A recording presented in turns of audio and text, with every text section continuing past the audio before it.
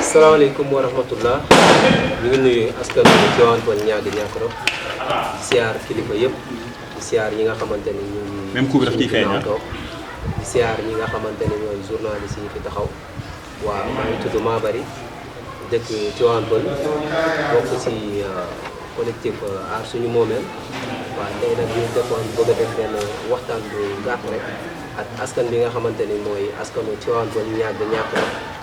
ci li nga xamante ni moom moo waral ñu jékki-jékki gis benn collectif bu tudd aar suñu moomeel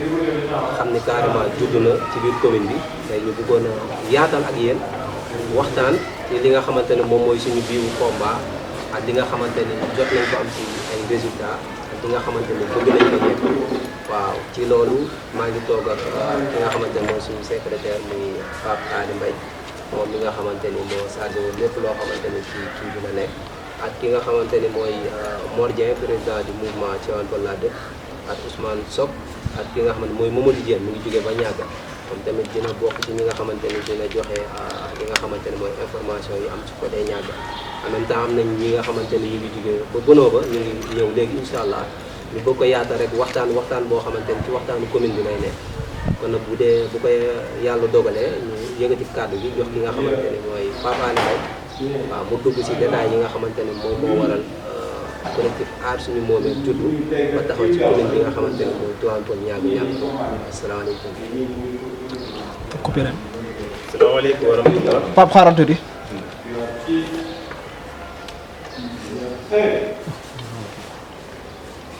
soo leen paree ñu dem ah. action Pape. salaamaaleykum mbokki Tivaouane Peulh Niaga ñoo leen di nuyu yéen ñëpp di commencer rek di remercier suñu président bi moo fi teew di rafetlu bu baax seen liggéey parce que tey ñu ngi yéen a ngi permettre commune bi li fi xew lu bëri population di ci jot comme ni que suñu frère waxee rek Mabary collectif aar suñu moomeel dafa am lu ko yëkkati donc collectif ñu ngi tudd collectif pour la défense des intérêts de la commune de Tivaouane Peulh Niaga donc yemul ci Tivaouane Peulh kese ñu koy dàkkantale aar suñu moomeel lu ko tax a jóg nag comme tur bi muy wuyoo rek amoon na jamono monsieur le maire Momar Sokhna Diop boo woon jeunes yi Tivaouane Peulh Niaga ñu dajeeg ñoom au niveau du foyer d'Apix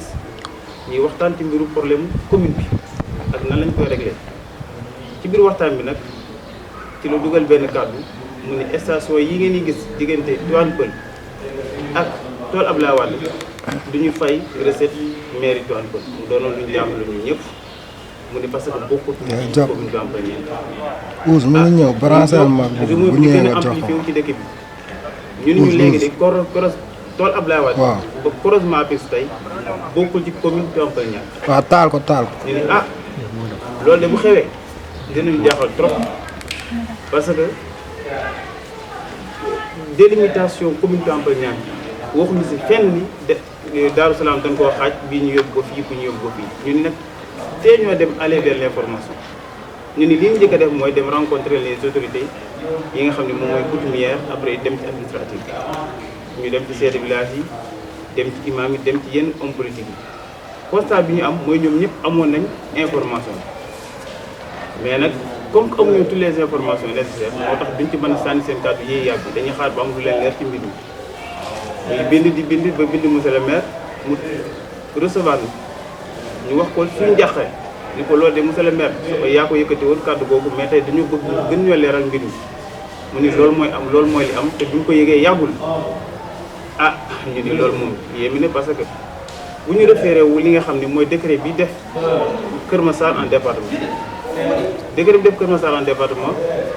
bi mu ñëwee ñëpp xamoon nañu Kër Massar bu ñu ko érigé en département fokk dina am ay impact ci commune yi nga xam ne ñoom ñooy limitrophe département de Kër Massar ñii dina leen yokkal ñii dina leen wàññi ñu nag commune Tivaouane Peulh Niaga li ñu xamaloon parce que bi ñuy érigé Kër Massar en département amoon nañu jógoon fii Tivaouane Peulh ñu de dana war a bokk biir Kër Massar mais lan lañ doon tontu yéen de waa Tivaouane Peulh amul leen lu ngeen wax parce que dañ leen a yokkal mais amul lu leen wàññi même ci équipe municipale bi fi jógee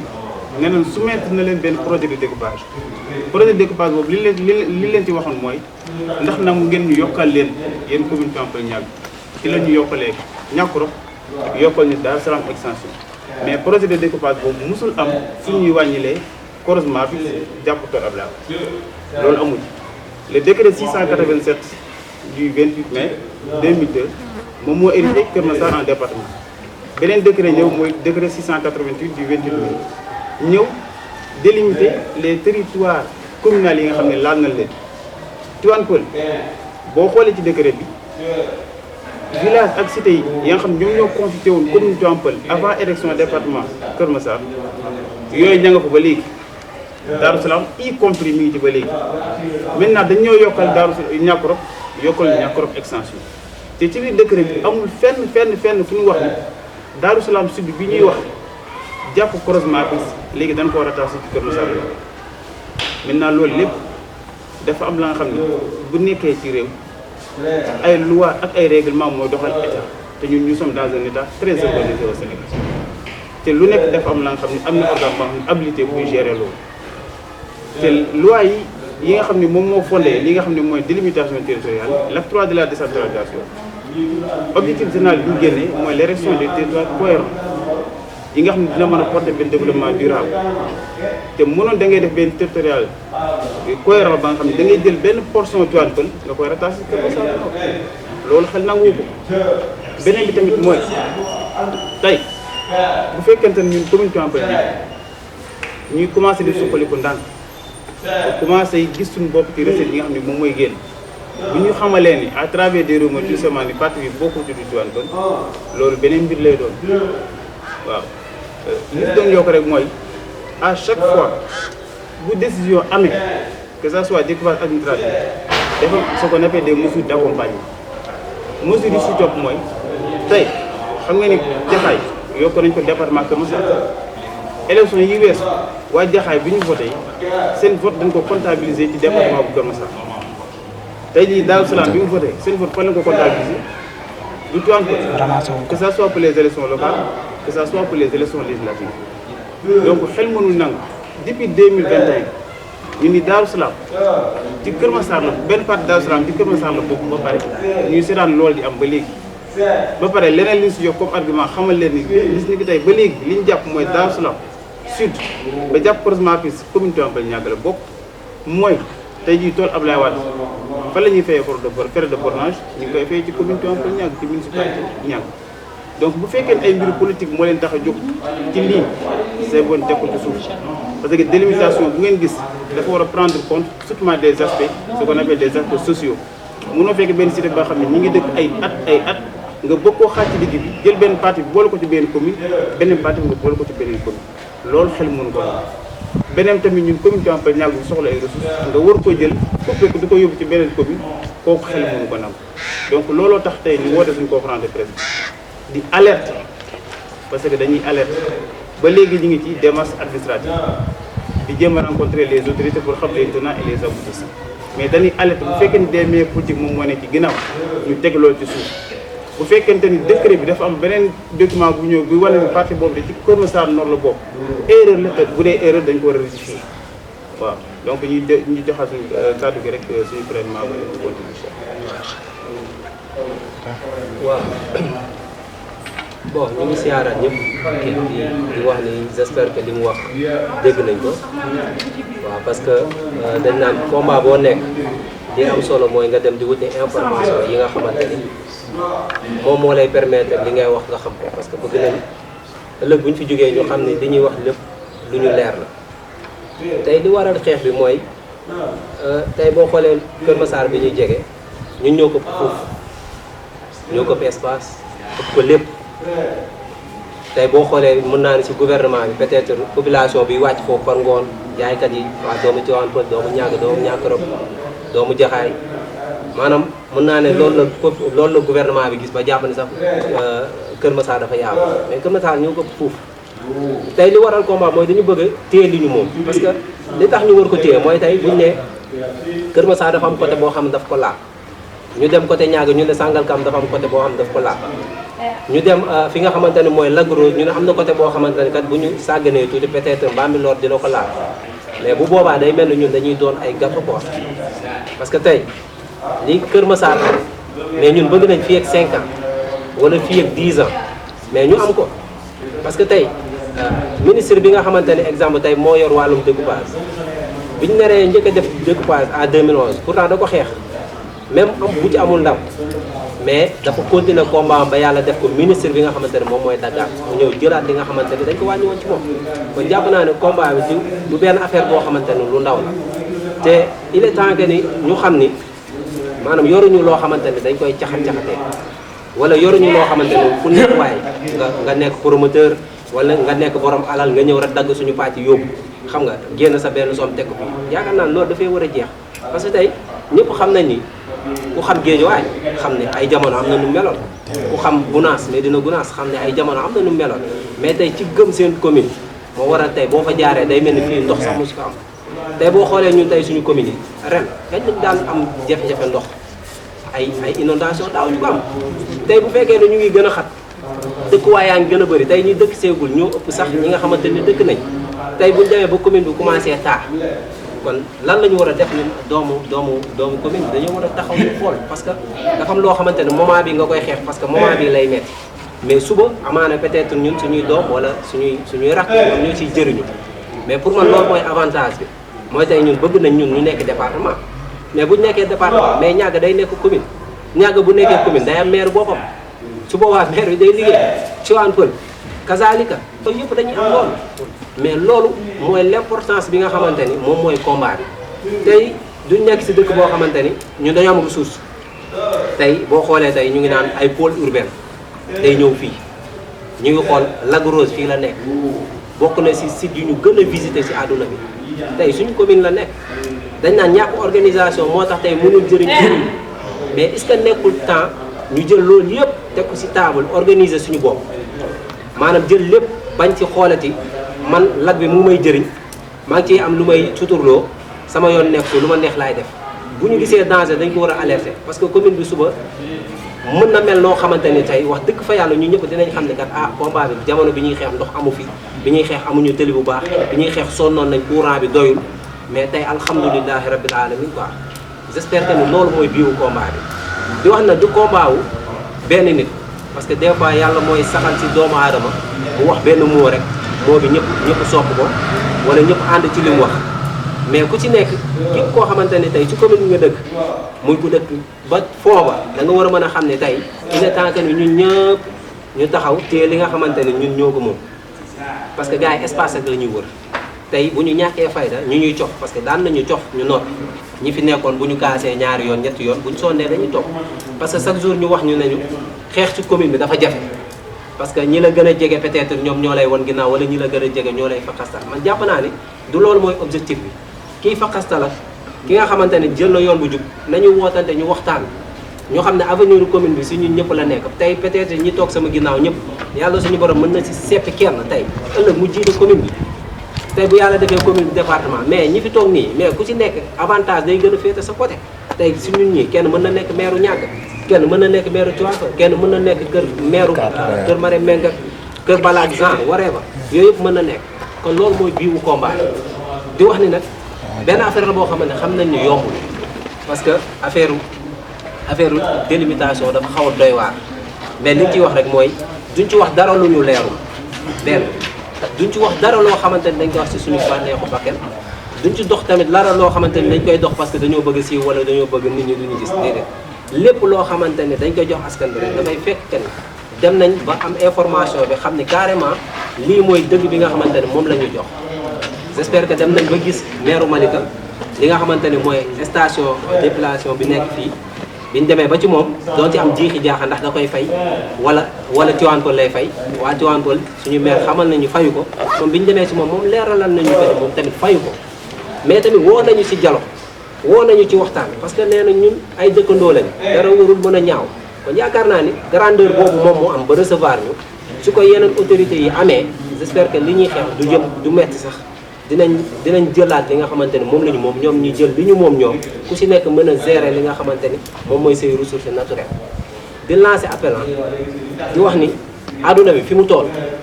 ñëpp dañuy xool suuf bi nga xamante ni dafa am barke fépp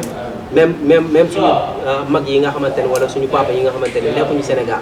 tey ku ci investir da nga koy investir si bay wala nga gis koo xamante ne pétrole dafay dugg nga investir ñun nag bu ñu demee ba dernier moment di dégg sax suñu commune gaz feeñ na fi wala pétrole mu ngi fiy feeñ mais est-ce que dañoo war a mën a seetaan commune boobu dem bootuwaat ci beneen département su boobaa dafay mel ni ñun dañuy dem al toppe la ñuy def parce que tey Kër Massar même bu ñu demoon ci moom tey mënuñu fajal suñuy jàngoro parce que ñun suñuy problème rek Kër Massar attanu ndax Kër Massar moom kese problème la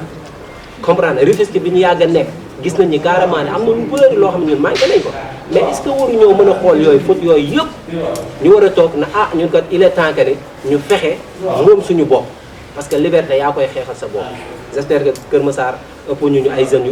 yu intellectuel ëpp ñu am détermination ëpp ñu ay hommes de valeur j'espère que ñun si suñu jëm bopp li ñu am si ay intellectuel si ay hommes de valeur si ay kilifa fii nii si biir dëkk bi j'espère que dëkk bu ko am di nga xeex ba jéem a fexe téye li nga xamante ni yow yaa ko moom kon nag li ñuy wax rek mooy combat bi aar suñu moomeel la tudd aar suñu moomeel nag nekkul suuf buy kese lépp loo xamante ne ñun ñoo ko moom muy commune Tivaouane Peulh ñàkk rop ñu xam ni kat bu ñu seetaanee mu ñaaw dinañ jug woo ñëpp ñi nga xamante ni ñu ngi si biir combat bi ak kilifa yi ñu ñëw jàppandoo xàccandoo dóorandoo j'espère que ni loolu moo nekk suñu biiwu combat di wax ni nag amaana peut-être ñuy def ay erreur si des fois si suñuy comportement wala si suñuy affaire mais nañu xam ni combat bi moo metti parce que des fois nga bàyyi say yitte yëpp nekk si terrain bi di rey sa bopp pour am information di ñaan tamit suñuy autorité nañu xam ni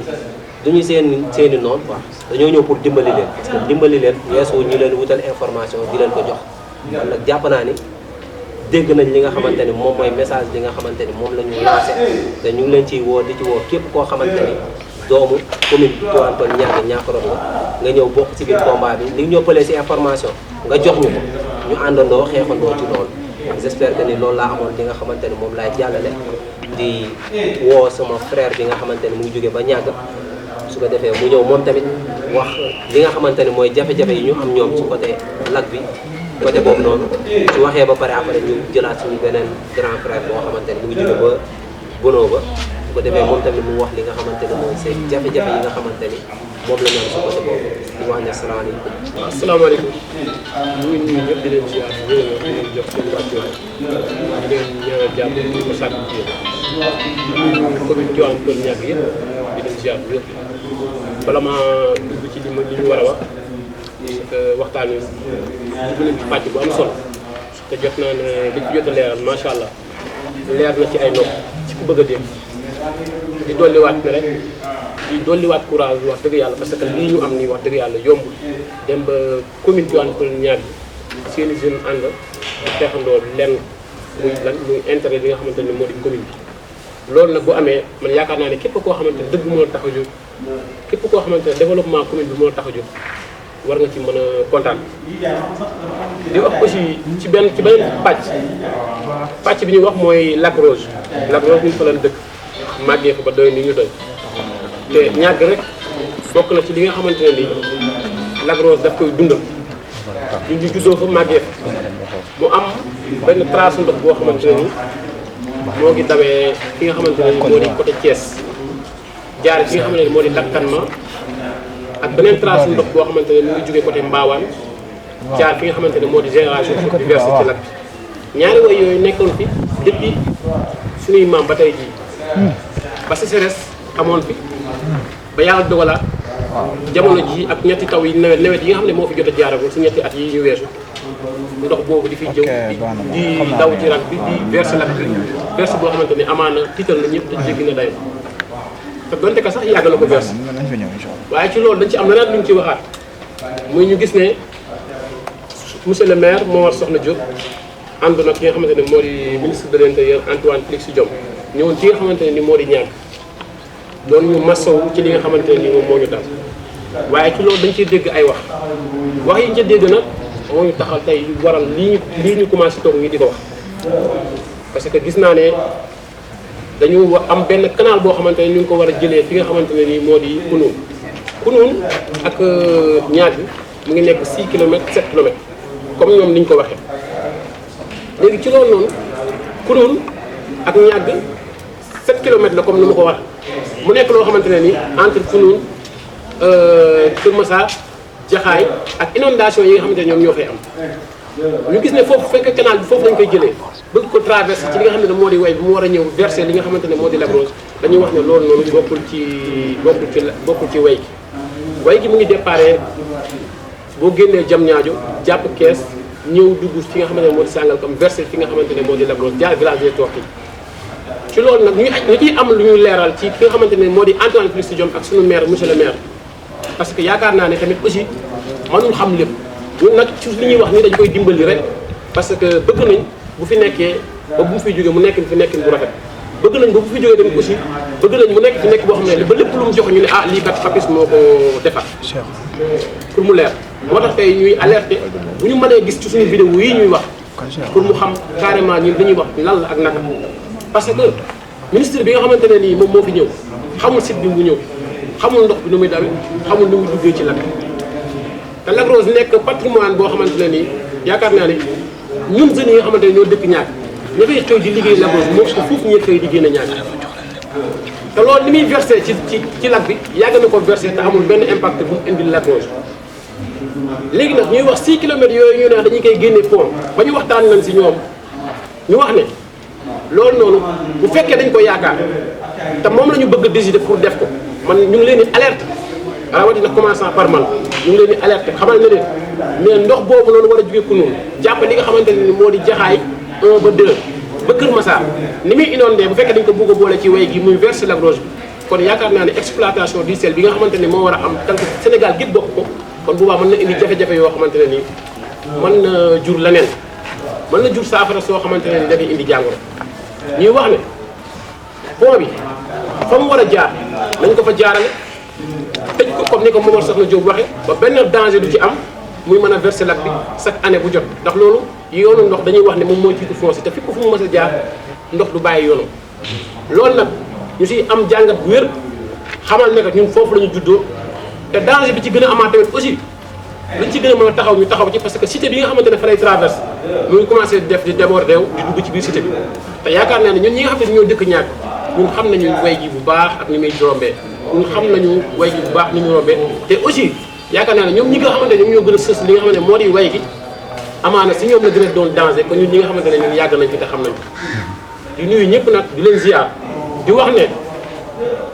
aar sunu moomeel di commune bu commune Tivaouane Peulh Niaga lii nii nekk na loo xamante ne nii amaana ñu ngi koy def waaye xam nañu xam commencement bi rek waaye bu ñu xam fu muy toll ci si njëriñ te lii lañ doon séntu lii dafay wan ne mooy commune Tivaouane Peulh Niaga am na ay doom yu koy xeexal si li nga xamante ne moo di développement di nuyu ñëpp di leen ziar di leen jaajëfal bu baax asalaamaaleykum wa rahmatullah. asalaamaaleykum wa rahmatullah ñu ngi nuyu ñëpp di leen ziar di wàccee ku nekk wàcce waayam di leen yëgal seen yëguwaay di nuyu jeunesse bi nga xam ne moo fi daje tey nekk ci benn collectif bu ñuy wax Aar Sa Moomeel ñu leen di nuyu bu baax di leen ziar di rafetlu tamit initiative bi nga xamante ne nii def nañ ko fii tey ñu may wax Ousmane Ba ñëpp gën ma xam ci Xaadim dëkk Bonno ba Kër Bala di rafetlu jotaay bi bu baax a baax a baax a baax bëggoon a wax rek ci d'abord li nga xam ne moo ñu fi dajale ci li Aar Sa Moomeel di dox mu doon collectif boo xamante ne nii wax dëgg yàlla lu am solo la ci gox bi parce que su ma mënee wax ne day dimbale suñu njiit yi fi nekk liñ ciy wax nag ñun au niveau di bënn ba am nañ ay jaaxle yoo xamante ne nii moom ñu commencé dal depuis il y a 2 ans muy wàllu pôle bi nga xamante ne nii dëgg yàlla ni mu ñëwee si ñun daf ñu yéem lool yéem tamit suñu kilifa yi nga xam ne ñoo fa nekk donc su ma ci mënee wax mooy 2 ba 3 fois ñu ngi fay ñëw dafa yebal ay nit ñoo xamante ne nii ñu ngi leen di wax xaw ma DGP yi ñu fay dugg ci duggin boo xamante ne nii yéem na population bi fa nekk parce que tamit dëkk bu fekkee am na gox bu am kilifa am chef de village am ay délégué de quartier am i tamit un maire boo xamante ne ni mu ngi ci commune donc bu fekkee ne dem na ba DGP yi war fa dugg war na jaar sax lu mu tuuti bu jaarul ci gouverneur jaarul ci sous-préfet jaar ci maire avertir population bi fa nekk ñu xam dëgg-dëgg ne ñi fi ñëw kat état mu ngi leen yebal ci néeg mais première fois bi ñu leen koy njëkk a arrêté ci seen travaux yi ñuy def ne xaw ma ne ñu def état des lieux dañoo ñëw nañ ñoom Sénélec leen dañuy nat ay côté de photo courant la ñuy nat ñu dem ba xam ne loolu fen la maa ngi jégalu ci kàddu googu ñu arrêté leen nangu sax seen bagage yi nga xam ne moom lañ doon nattee ñu ne leen il fallait seen kilifa ñëw bañ jot fa am jàppante ak ñoom ñu ñëwaat fa une deuxième fois jaar ci maire monsieur le maire mais bi ñu fay ñëw ànduñoo ak moom ñu ñëwaat xam ne dañoo soxla population bi waxtaan ak ñoom ñu def fa benn genre conférence de presse wala point de presse ñu wax leen ne carrément ñun dañoo xamul d'abord sax luy pôle parce que pôle tamit mënul ñëw ci village boo xamante ne nii décret pôle bi yàggul yaa 6 ans bu fekkee mën na ko waaw d'accord bon mënul ñëw ci village bu toll noonu war a impacter tamit population bu toll noonu ba pare décret balaa muy génn fekk na village bi existé parce que tey suñu chef de village rek ñu ngi koy ñaanal yàlla yal na yàlla guddal fanam wëral cëram maam Naar Ba mu ngi taxawee presque ci 117 ans kooku du dëkk bu ndaw tey coutumier bi Ngor am Wakaam am ko Yoff am ko moom la dëkk bi waroon am di Bonheur ba Kër Bala nekk ci biir commune Tivaouane Peulh te mu commune bi war ko protéger nag parce que ressources yi ñuy wax naturel yi ci ëpp ci diwaan boobu lay nar a feeñ parce que bientôt ñu ngi wax ne gaz bi mu ngi feeñ foofu noonu gars yi ñëw nañ fa def nañ seen i état de lieu ba ñu ngi wax dañ koy jël 50 hectares 50 hectares yooyu dafa am ñu ko moomoon dafa am ñu ko occupé pôle bi tamit noonu la demee liñ fa wax ci suuf ak ay résidences yi ñu war a tabax ak li suuf ci pôle bi soxla ci diwaan boobu dafa am ñu ko occupé déjà dafa am ñu fa nekk déjà maanaam dañu buñ fa naree exister buñ naree def loolu il faut ñu jëlee fa ay nit jëlee fa nit koo xamante ne nag yaa ngi ko tere am këyit depuis presque il y a 6 ans wala 7 ans mënuñ fa am benn këyit bu jógee ci suñu commune ñun ci suñu maire dañ ko aaye dañ ko tere waaw loolu kenn mënul la wax nan la demee bu fekkee ne pôle bi daf ñu war a dimbale ñun li mu waroon njëkk a def mooy fexe bu ñu mënta tiitral suñu village bi entier mu jox ñu këyit yoo xam ne ëllëg bu pôle bi ñëwee buñ même bu fekkee dafa am ay nit ñu fay jëlee sax ñu xam ne ñii bu ñu leen fi jëlee yor nañ loo xam ne état dina mën a def ak ñoom indemnisation boo xam ne dina dal seen xel mais loolu yëpp amul ñu ñëw fa di ñu nattaloo ba ñuy nattaloo ay maison yoo xamante ne ni dañu naan bu fekkee zeng nga tabax bu fekkee da ngaa kuule dal ci yu demee noonu ñu koñe leen ci loolu ba tey moo tax problème bi ak DGP yi heure bu ñu fa gisee ku yore géomètre di natt rek ndaw ñi dañuy jóg dal sa kaw te loolu nag ñu waxuñ ko ci suñu waxu bopp mais dañ ko wax ci ndigalu kilifa yi parce que loolu la ñuy jooy nga xam ne tey moo fa nekkal chef de village muy Cheikh Ba yàgg na di ko jooy def nañ fa ay point de presse yu bëri yoo xam ne dañ koy indil ay këyit yoo xam ne pour mu signer ko sans sax këyit yi jaar si monsieur le maire vraiment loolu ñu ngi koy méttilu di wax nag président Macky Sall moom lañ bëgg mu dégg wax yi keneen nag na jàpp ne depuis bu mu faloo ba fi ñuy wax ak yow nii mosul perte élection ci suñu commune mosul perte élection ci suñu commune comme loolu am na nag vraiment na gëstu population bi nga xam ne moo yeewoo ci commune Tivaouane Peulh ñàgg na leen gëstu bu baax a baax ñu ngi jàmbat fii ay découpage te loolu lu ñu métti ci la bokk parce que découpage yi bu fekkee am na Malika ñëw jël Kër Massar ñëw jël Sangalkam ñëw jël Mbambilor ñëw jël ñun ëllëg est-ce que ñun ñu ngi séntu pour màgg kon ñu ngi wax président Macky Sall na gëstu population bu nekk fii na xam ne nag ay doomu aadama yoo xam ne ñoo fi nekk yi xam nañ te yeewu nañ te itamit waaw am na lu bëri loo xamante ne ni mën nañ ko mais par respect duñ ko def il faut ñu jaar ci yoon boo xamante ne ni fa la nit ñëpp di jaar muy dialogue ak ñoom woote ci suuf waxtaan ak kilifa yi nga xam ne ñooñu war a dégg mu nga waral bés bii tey am bëgg nañu oote nit ñi waxtaan ñu xam ne dëgg-dëgg fii nii ay nit a fi nekk te nit ñi fi nekk wax dëgg yàlla seen bëgg-bëgg mooy dund ci jàmm comme Sénégal bi muy oote Sénégal émergent nag defe naa àndul ak dijjati ay nit seen i place àndul ak fekk commune di ko wàññi ci kaw loo xam ne waxtaanoo ak population bi àndul ak aussi fekk ay nit ñoo xam ne ñu ngi ci benn milieu di fa suturlu mooy Lac Rose di fa liggéey di fa génnee xorom am ay ndaw yoo xam ne tey lu mat ay centaine de jeunes ñu ngi fa di liggéey nga bugg faa indi canal boo xamante ne nii àndut ak discussion wala waxtaan ba li fa war a am fa ëllëg ñu fay produire lu toll ni xorom bi fay jóge mu indil leen ay jafe-jafe wala di leen jural ay jàngoro loolu daal ñu ngi ciy au président de la république ne na fexe ba gëstuwaat population commune bu Tivaouane Peulh bu Tivaouane Peulh ndax wax dëgg yàlla population lañ boo xamante ne nii ñu ko jox cër lañ ñu ko jox respect lañ te mosu fee perte ay élection donc na xam ne ay population ñoo fi nekk wasalaamaaleykum wa rahmatullah ñu ngi nuyu ñëpp di leen ziar. salaamaaleykum commune Tivaouane Peulh Niaga donc ñu ngi leen nuyu ñëpp di leen ziar di leen jox seen wàccuwaay di wax ni dañuy rafetlu bu baax li nga xamante ni moom la ñu woote nit ñi wuyu si ñu fas yéene wax ak ñoom si li nga xamante ni moom moo waral woote bi donc comme ni ñu ko waxee woon rek tout d'abord dañu nuyu presse bi nga xamante ni déplacé wu nañ ñëw donc ñu nekk presse bu dynamique par rapport ak ci problème commune bi donc di wax ni comme ni ñu ko waxee rek comme ni ko Pape Alé ak Mabary ak suñu naataango yi jógee Borno ba Khadim ak Diène waxee yaakaar na ne wax nañ problème commune bi yëpp et que lépp li nga xamante ni nit dégg na ko fi lenn rek lay wane mooy commune Tivaouane Peulh Niaga va très mal même et que comme démb rek bañ fekkee réunion délégué de quartier la ñu wax mooy li nga xamante ni moo xew ci dëkk bi muy découpage muy lépp li nga xamante ni muy xew ci dëkk bi autorités yi fi nekk su leen nee yëguñu ko dañuy wax lu leen neex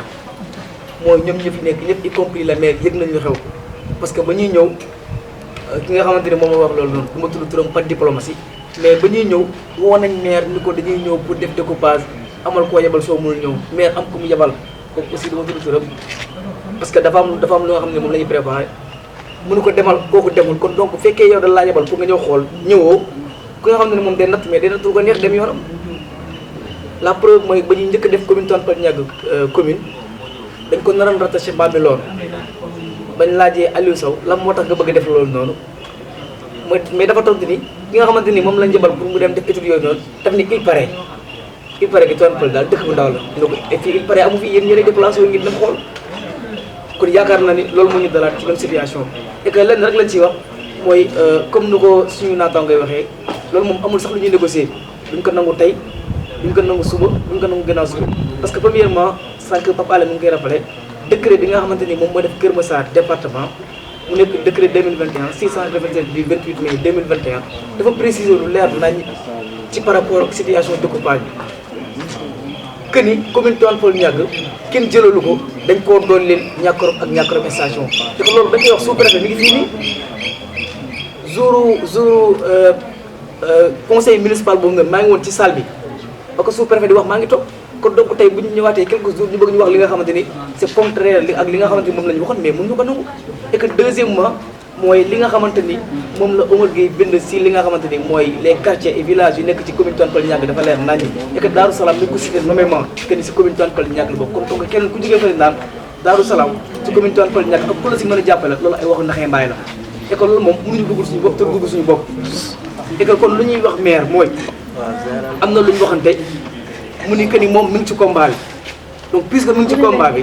donc da siy ñëw nekk ci combat bi wala mu bañ a nekk ci combat bi ñaar yooyu moo fi am et que nag bu nekkee ci combat bi yaakaar naa ne day gën a neex kon yaakaar naa ne maire bi mooy taxaw nit ñi askanam génn nañ jàppale ko ci combat bi bu si nekkul ci combat bi nag nga xam ni foofu ñu génnee képp ku ñu tuddaalee dal ci kaw moom du ci mujj parce que affaire loolu kese la gis nga fii tollootuñu ay soit damay dem fii wala damay dem fii wala bokk ma fenn déedéet bu fekkee mi ngi ci daw wax ne moom maa këri mi ngi ci bu fekkee nekk ci nag moo xam ne nekku ci quoi affaire yi nga xam ne dañuy raay les choses et que aussi